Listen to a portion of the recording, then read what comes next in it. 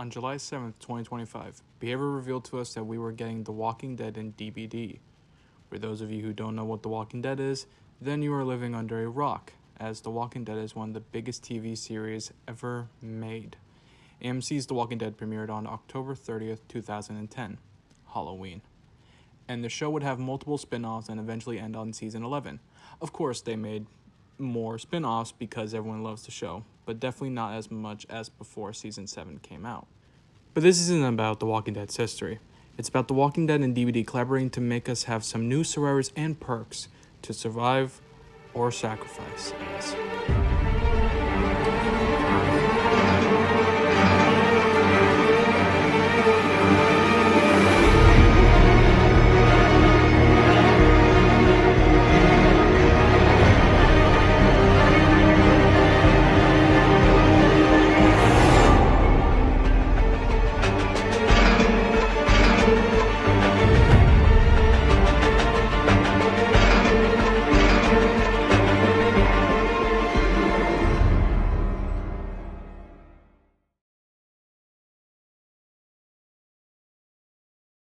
On July 8th, the PTB released, and we had our first full look at our survivors and their outfits. Rick, Michonne, and Daryl as a legendary for Rick. Michonne was unplayable during the PTB because there was apparently something wrong with her, even though her full model and outfits were able to be seen. But ignoring that, we got to see a few issues with Rick and Daryl already. They had no voice lines and had the worst screams ever known to mankind.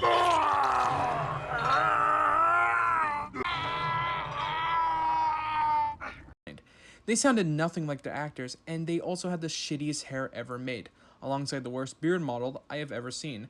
Thankfully, the Rick headpiece was fixed on release, but Daryl was fixed during the Halloween event.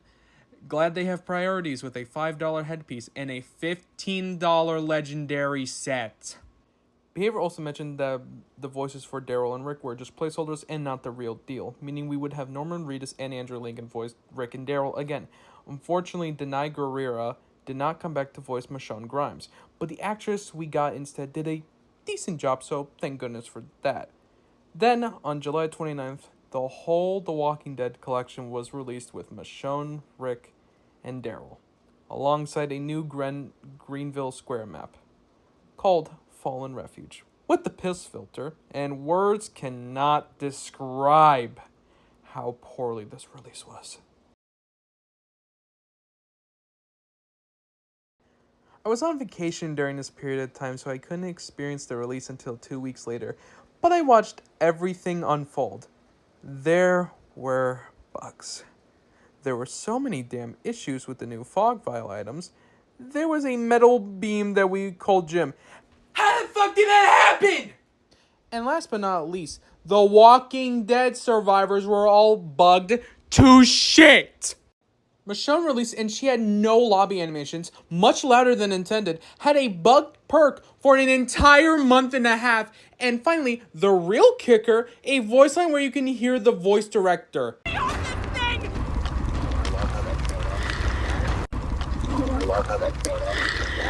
Delayed till release, by the way. Next, Rick. He had no lobby animations too, but still had the worst voice acting ever, even though Behavior said it was a placeholder, which was ultimately a lie.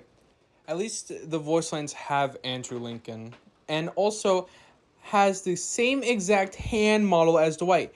I get that it's a minor thing to complain about. This is a $5 skin I'm buying. Well, character. Surely they could have given him something different, considering they have a huge amount of survivors and legendaries. And now, finally, Daryl. He is voiced by Norman, but still has that bad acting I mentioned earlier. Daryl's eyes move quickly in his lobby animation, which seems weird because it is. He has a hole in his pants since release. And last but not least, you would hear Daryl scream in your ears whenever he screamed, so you could just imagine what some players did when they figured that out. Now, what about a map? I hear none of you mentioning. Well, it's at the same level as shit as Forgotten Ruins. The map has a 5-gen, the hospital and prison as a singular tile, the ugly-ass piss filter that is only present in the opening of the earlier seasons of The Walking Dead, and just horribly designed tiles that fuck you over. Now, I won't mention anything about the other stuff that happened in this match after, as I don't want to talk about anything that isn't related to The Walking Dead, but know that I think the pal density update they put in was both horrible and the most worthless thing to add. With all that said, this was a huge deal for me and the community, as we had a not very buggy chapter released a month before The Walking Dead, so seeing all of this really hurt. So while we were crying and weeping over the most buggiest release ever, we had a dev stream with Chandler Riggs, aka Carl Grimes, featuring 4 popular DBD streamers. Hopefully they wouldn't fuck this up.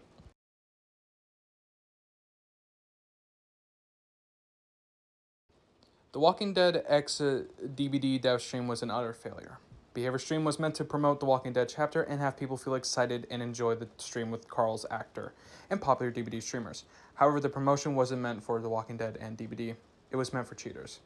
DBD cheaters are something we have all seen, but we have never seen them to be this annoying to handle. They joined the custom game that everyone was playing and caused the servers to crash multiple times, effectively ruining the stream for everyone. Otz, however, had a plan because he is like that. Otz told Behavior that he'll get some of his mods to fill in the spectator spots so the hackers can't ruin the stream, but Behavior kicked said mods and also shot down Chandler Riggs, the main guy for the stream, when he mentioned that Otz suggested this idea. With no possible way to finish the game and Behavior being flat out rude, the stream ended early. Then Behavior posted a promo on their Twitter to buy The Walking Dead outfits. This event led to cheaters running more rampant in the game and the community being angrier than ever before, making this chapter, in my eyes, pretty much dead already.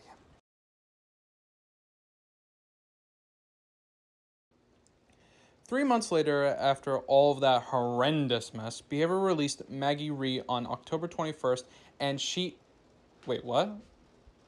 She was delayed till 28th of October? Oh, shit, okay. Maggie was released on October 28th after Behavior delayed her so they could get the model looking nice and worth $15. Once she released, players already found some of the bugs with her. Surely it can't be that much.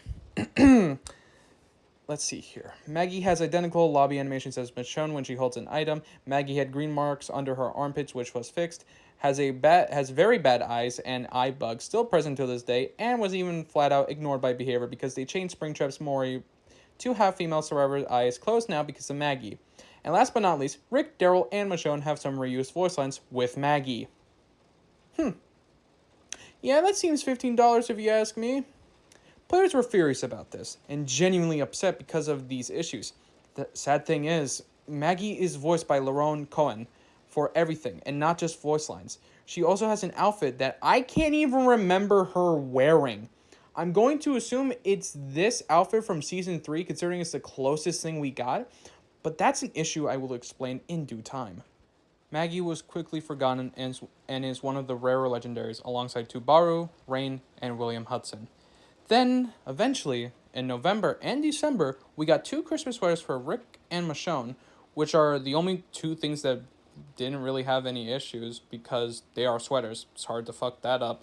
And Sheriff Rick and Constable Michonne, which was weirdly shadow dropped with no leaks, roadmap, or even short video to promote it. With Sheriff Rick, we could only add 1 new bug already and a mistake on the modeling team. Very nice. Rick's PD trousers and default shirts do not fully clip on well together and leave a gap behind him. The sheriff's hat is fine until you realize something. Rick never had a beard or scar during Season 1. Don't mind the voice crack, by the way, please. I know the scar is probably forever being kept in the outfit because it was kept in his coma outfit, but why does he have a beard? Rick is clean-shaven in Season 1 and early Season 2, so why does he have that beard? But let's ignore that, I guess. The outfit is actually pretty well made and with not a lot of issues. Now, for Constable Michonne, it's 100% non-issued. No, I'm not kidding. Behavior actually nailed it. Finally, I can say this without sarcasm. Good job, DBD! Let's pray now that nothing else happens and that they release more cosmetics that are good with no bugs or issues, okay? There's 3 more chapters, isn't there?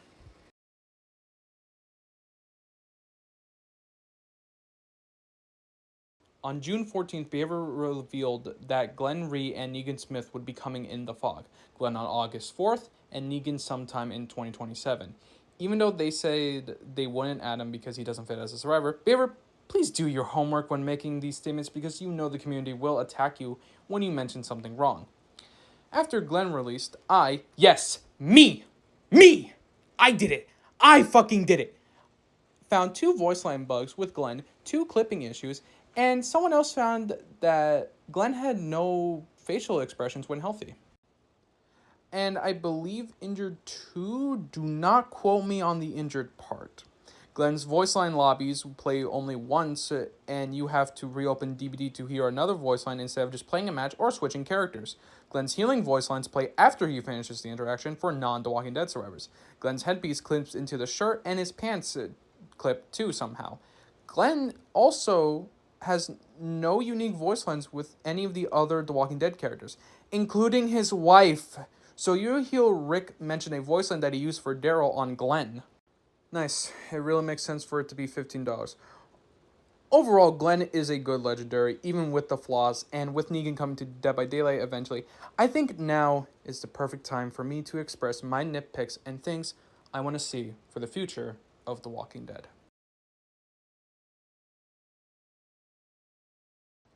Now, I've been avoiding making and saying my issues with the outfits for everyone besides the obvious ones, like the bugs.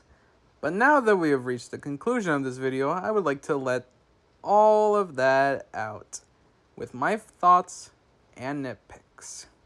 Starting off with the one I've been holding on for since the beginning of this video.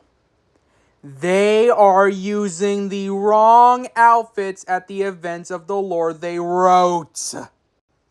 For starters, Rick and Michonne are taken during Season 9 and 10, but are wearing Season 3 and 8 outfits. I don't know, but why are you selling Michonne's Season 10 outfit and not her Season 3 outfit? Now, this isn't the first time Behavior has done something like this. Ada was taken during RE4, but has her RE2 outfit. Ken Kaneki from Tokyo Ghoul was taken during the end of Season 1 after killing Yamori. But where's his combat outfit from Season 2, I believe? I am not caught up on the outfit lore for Tokyo Ghoul. But you see my problems.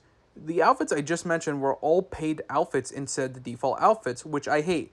Oh, but it's probably the iconic outfit. No, the fuck it isn't. Hooded Michonne is iconic. Tortured Kaneki is iconic, and RE4 Ada is iconic. Never the defaults. So maybe it's a marketing strategy, which is fine, okay. That makes sense. But if it isn't, then I hate Behavior for that. Next, the legendaries. Daryl's the one that pisses me off the most with what they did. Daryl's lore mentions a group, meaning this is Daryl during Season 1 through 5. Then you check his pants flavor text. Though Daryl lost one brother, he found another in Rick. Meaning this is completely in Season 1 through 4 Daryl. So why is the outfit, his Season 6 outfit, and Season 9 hair and eye scar? Another thing that pisses me off is that Daryl's hair in his player badge looks like his Season 4 hair. What is up with the inconsistencies, man? Don't get me wrong, I love Daryl's vest. It is Daryl's iconic look. But why put it with so much inconsistency? Next, Maggie and Glenn. Their outfits are Season 3 and Season 4. Glenn has his mustache and little chin hair, even though it wasn't that visible, let alone non-existent in Season 3. He's taken during Season 6 dumpster scene, so why give him his Season 3 outfit? Same for Maggie. Why give her Season 4 outfit that was literally only in one scene when she was taken during Season 7 through 9, because it mentions her son and wanting revenge for Negan killing Glenn. Like I have already said, what is with the inconsistency? At least this is just the outfit and not her hair, but the inconsistency in all of these outfits are so much that I can't even tell you how much I want to rip my own skin off because of it. Enough with my nitpicks. Sorry that I took about like 60% of this section, but now let's get into what I want to see in the future for The Walking Dead. For starters, do not make this another Legendary Skins collection only. Silent Hill and Castlevania are the 2 collections for survivors where it's filled with Legendary Skins for Cheryl and Trevor. I do not want The Walking Dead to become this, as there are some outfits and tops Behavior can add for Rick and Michonne. I say tops because Rick wears the same pants in quite literally every single outfit he wears. Michonne too, but at least some of her outfits are a bit different. The only two real outfits they could really add for Michonne and Rick are the ones who live outfits. CRM jacket Rick, searching for Rick Michonne, and both CRM equipment Rick and Michonne.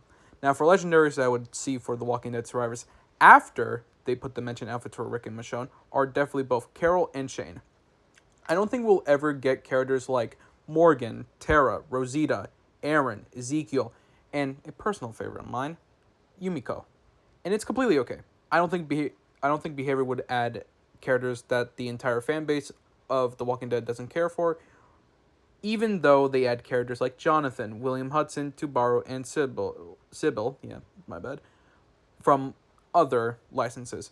But if they did, then hooray, that's nice. But once again, I don't want The Walking Dead to be another legendary collection. Also, I didn't mention Carl because they said Carl couldn't be added as he is 16 and not 18. And if you say anything about Dustin and 11, I want you to remember that certain things controls behavior to the point where they will get sexually abused if they disobey their daddy Netflix.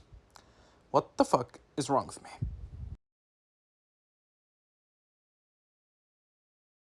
Thank you guys for watching, and I'm glad you enjoyed it or just wanted to hear what I had to say about this chapter. This is probably going to be my longest video for a while, and that's good. I wanted to make this video to just talk about how I feel about Dead by Daylight, just making so many errors on this show that I love deeply until Season 9. Yes, I don't like this show as much after Season 9, and I think we can all agree on that. I know some people will probably be confused as to why someone would want to make a video about this topic, as this isn't even a gameplay issue, and just cosmetic and nitpicking issues. Which is fine, I get that, but this is a topic that I hold dear to me, as, once again, The Walking Dead is a show that I've loved until Season 9. But thank you for watching, and do share your thoughts and opinions on what I mentioned, or even some ideas you have about outfits with Rick and Michonne.